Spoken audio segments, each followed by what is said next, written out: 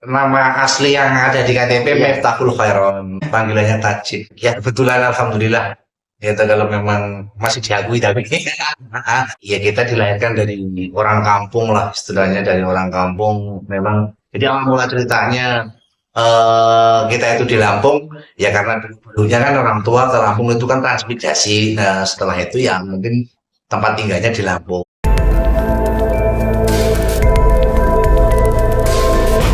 Assalamualaikum warahmatullahi wabarakatuh. Alhamdulillah wa syukurillah wa nikmatillah la haula wala quwata illa billah amma ba'da. Pada kesempatan kali ini kita bisa berjumpa kembali dan kita akan bahas lagi tentang masalah Gus Miftah yang viral karena menghina penjual es teh di Gerabak Magelang ya. Dan tentunya para sahabat itu semua ingin tahu sih siapa sih sebenarnya Gus Miftah ya. Karena banyak sekali orang bertanya-tanya Gus Miftah itu profilnya seperti apa dan bagaimana tentang dia.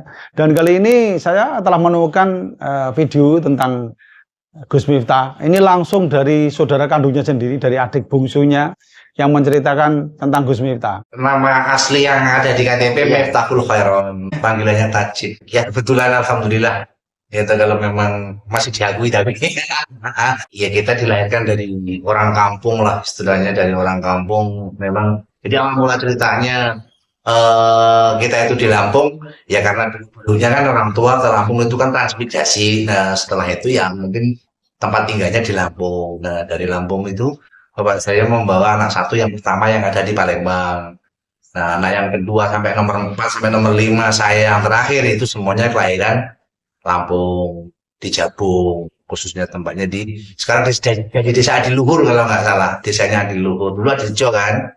Nah sekarang Adiluhur dari 5 bersaudara pendowo limo kabeh lanang kabeh tapi tinggal siji tinggal 4 saya yang terakhir adik dari Gus Miftah ya memang sangat sederhana mas istilahnya memang ya gimana ya ya memang anak orang duwe kan memang anaknya orang nggak mampu anaknya orang istilahnya nggak punya ibaratnya ngomong mau makan aja kan susah di zaman dulu itu bapak tani sawah bapak mama dagang di pasar jadi ya untuk menghidupi anak-anaknya dari 4 bersaudara itu ya dari hasil kebun dan pasar itu tapi kan Gus Miftah itu kan dari lulus SD itu kan dipondokkan di tempatnya adiknya bapak yang ada di Jaya Sakti, Kecamatan Anak Toha, Lampung Tengah. Di Pondok Pesantren Butanul Ulum. Keluar dari Jabung itu lulus SD, jadi sanawiyah aliyahnya mengenyam pendidikan di sana di Butanul Ulum. Akhir ke Jawa, dia lulusan tahun berapa ya aliyahnya itu kalau nggak salah 99 atau 98 gitu loh. Dia lulusnya dari aliyah Jaya Sakti itu di Pondok Pesantren Butanul Ulum itu di bawah pimpinannya Bapak Haji Sudi. Jadi saudara saya. Banyak sekarang kegiatan di luar pengajian ya karena sekarang pengajian udah nggak boleh sejak Covid ini, Mas. Kalau dulu sibuk karena jadwal pengajian, undangan. Karena jadwalnya kan per hari aja yang masuk sampai ratusan kan. Sampai indennya aja sampai berapa bulan, berapa tahun kan gitu. Nah, tapi terus ya itu yang terakhir kayaknya. Sama berapa minggu yang lalu ada di mana? Anak Tuhan di Butanul Ulum di pondok pesantrennya dia dulu dia pulang acara vaksinasi sama Bansu sama apa kayaknya itu saya nggak hadir itu sama Menkes sama Pak Kapolda Lampung dengan Pak Bupati Lampung Tengah Pak Musadito ya itu dia di sana acara bansos sama vaksinasi jarang sekali saya komunikasi dengan dia Jarang karena jarang saya jujur dulu ya, saya takut dosa loh kalau saya bohong, ya kan? Kalau untuk selama ini saya itu bisa dihitung loh, Mas. Ditelepon, sampai berusaha ngubungin dia gitu. saya ditelepon dia itu sekali. Ya waktu itu dia ngalahin saya, karena saya mungkin saya yang salah ya. Waktu itu kan karena saya sakit, waktu itu saya sakit perut dan saya itu dilarikan ke rumah sakit Bayangkara Nganjuk. Waktu itu. Nah, saya telepon mak saya kan nangis-nangis, dan dia telepon beliau. Nah, beliau telepon saya, awalnya saya, mungkin waktu itu nggak tahu lah. Pokoknya nggak mau tahu, waktu itu memang saya ditelepon sama beliau, pakai nomor telepon istrinya. Itu kalau untuk saya chattingan pribadi, sebelum puasa kayaknya. Sebelum puasa chattingan sama beliau langsung. Ya toh, chattingan sama beliau langsung itu sebelum puasa itu hanya petani cuma buru. Buru kalau nggak buru ya nggak makan. Istilahnya bukannya banyak lagi ya memang semuanya sulit. Sulit ya. Jadi dari 4 saudara itu rezekinya kan dia semua. Ya dia orangnya pendiam, dia nggak terlalu banyak ngomong, ya kan. Terus kalau orangnya baik sih, kalau orangnya menurut saya baik. Dia pokoknya nggak islon lah kayak cara orang Jawa kan. Orangnya nggak bisaan, ya kan. Maksudnya nggak bisaan itu kalau melihat orang susah, itu dia itu gampang kesentuh gitu loh.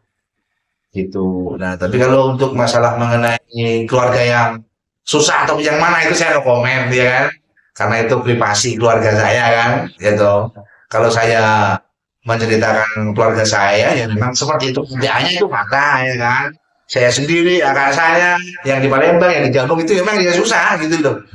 Istilahnya kalau soal hubungan kita dalam keluarga itu privasi saya kan, itu kan pribadi keluarga saya nggak mau ceritakan hal itu kan gitu. Tapi kalau untuk orangnya mengenai Gus Miftah itu orangnya dia orangnya baik sih baik, dia baik orangnya, dia nggak aneh-aneh, ya kan dia ada merokok aja enggak loh mas, dia merokok enggak, apalagi minuman keras, belas, dia nggak kenal dunia seperti itu. Walaupun dia sekarang ini ya, mempunyai gelar presiden para pendosa ya kan, dia ngajinya di pos-pos kafe, di tempat alam, dia dari tempat pelacuran dia memang nggak sama sekali nggak terpengaruh akan hal itu. Cuman kalau untuk dirinya pribadi, memang real gitu loh. Real, dia itu membawa dari tempat gelap menuju ke terang itu memang real gitu loh. Membawa orang-orang yang istilahnya ahli-ahli maksiat, ya toh ingin bertemu dengan, ingin bermesraan, ingin bermesraan Tuhannya itu memang dia lah istilahnya. Memang nggak salah lah kalau istilahnya para pendosa itu ingin lari ke dia untuk mendekatkan diri pada Tuhannya lah, itu memang benar. Cuman istilahnya ya seperti itulah. Kalau beliaunya ini orangnya sosial banget sih sebetulnya dengan umat lah, dengan masyarakat.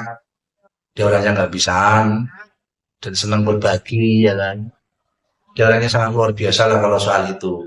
Dulu Gus Miftah itu sebelum punya pondok sendiri, sebelum punya rumah ataupun pondok sendiri, dia masih sering pulang, tiap lebaran pulang dia.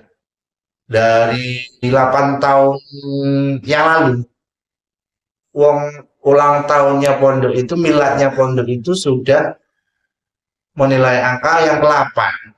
Kemarin itu yang ke-8, itu yang mau ke-9. Udah hampir 9 tahun ini, dia lebaran nggak pulang, semenjak dia punya pondok sendiri. Ya maklum, mungkin kan di sana banyak santrinya yang silaturahmi, bahkan kemarin ini malah COVID, 2 lebaran ini kan.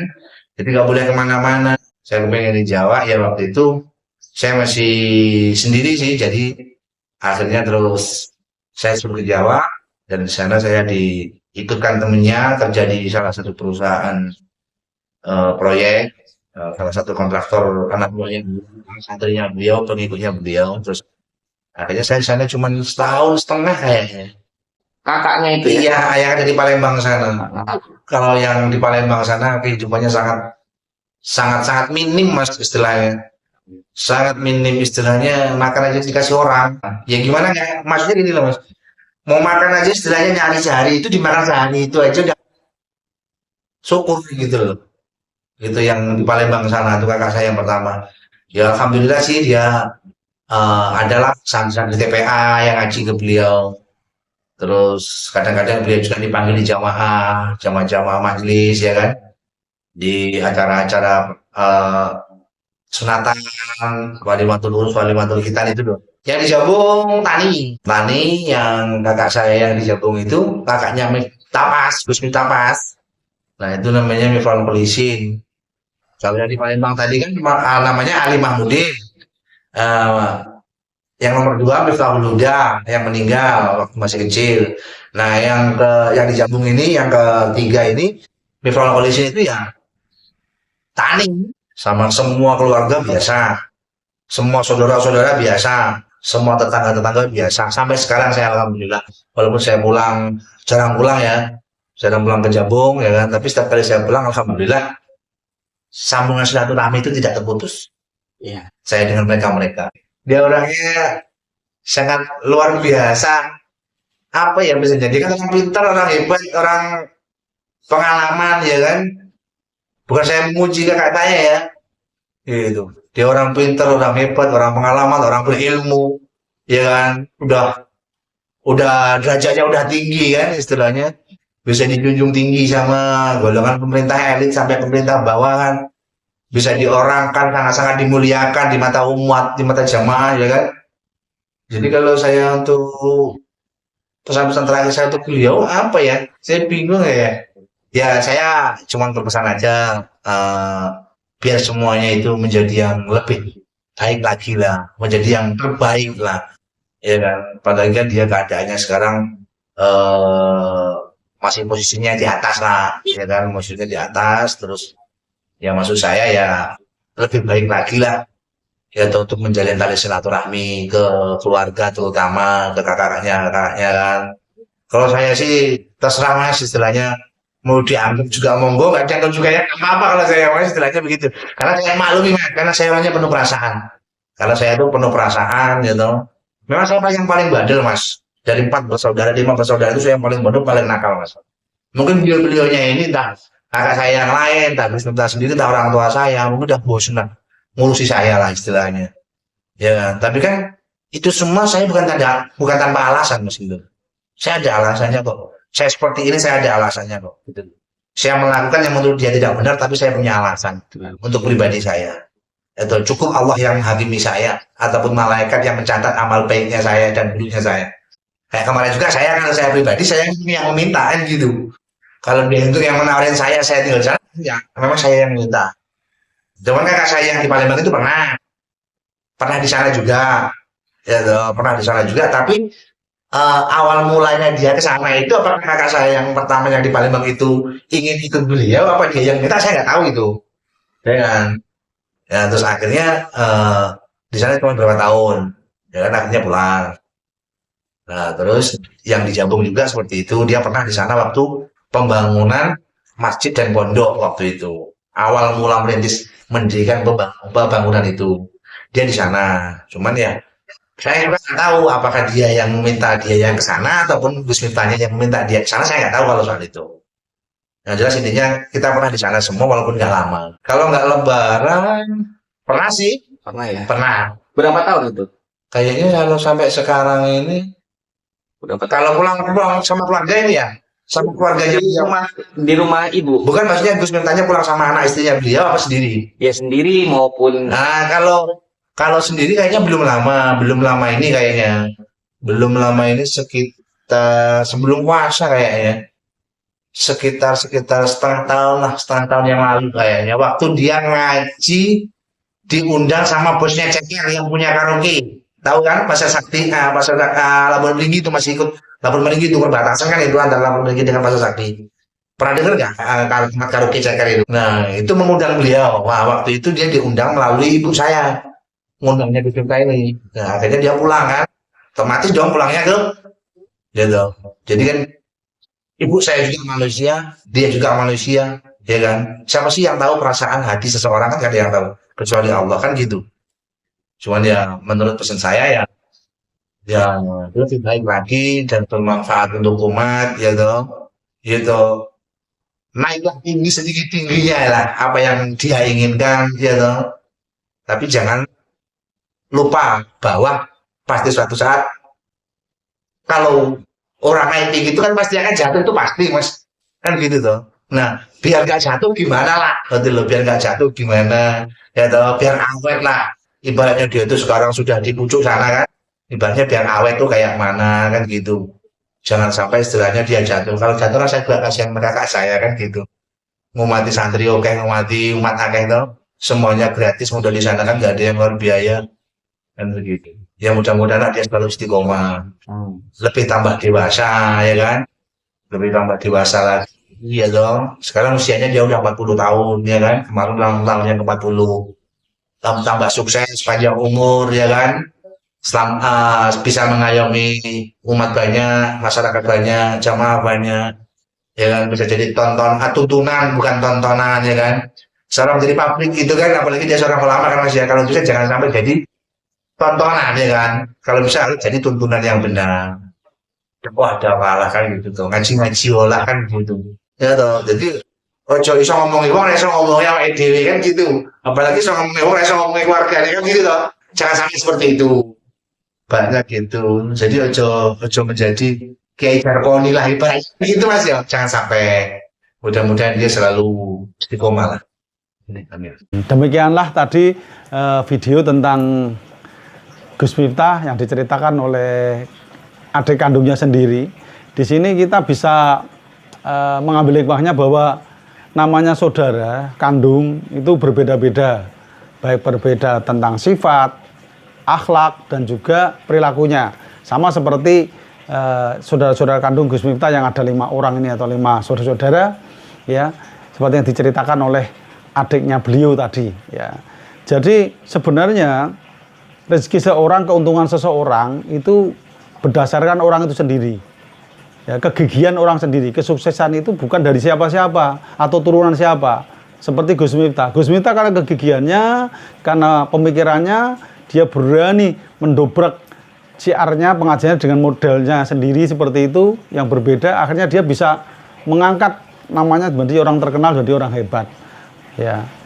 Jadi kita jangan meremehkan turunan siapa, jangan. Karena nasab itu ya penting, cuma yang lebih penting adalah orangnya. Ya. Jadi Gus Miftah ini hanya kebetulan saja akhirnya dia sampai ujung nggak kuat derajat, jadinya jatuh karena menghina yang tanpa sengaja. Ya. Mungkin menurut orang-orang tetap sengaja dan tidak sengaja sama, ya. Tapi ya memang seperti itulah, karena memang gaya dakwahnya Gus Miftah seperti itu, akhirnya jatuhnya juga karena seperti itu loh sahabatku. Jadi penghinaan ini yang dilakukan oleh Gus Miftah yang dianggap adalah cuma guyonan, ini sebagai inspirasi kita semuanya supaya kita berhati-hati dalam berbicara, ya. Dan keuntungan rezeki seorang, pendapatan seseorang itu juga tergantung dari orang itu sendiri, bukan karena turunannya, nasabnya. Sama seperti ini nasab-nasab Balawi, berarti menggunakan keturunannya dia seolah-olah turunan Rasulullah, ya. Tapi akhirnya juga ketahuan juga sama seperti Gus Miftah. Gus Miftah ini anak siapa sih? Ya, saudaranya siapa? Dan akhirnya juga ada yang bicara, karena lambat laun tetap orang kan tahu kok, gitu loh. Jadi sama lah, saya itu juga siapa sih?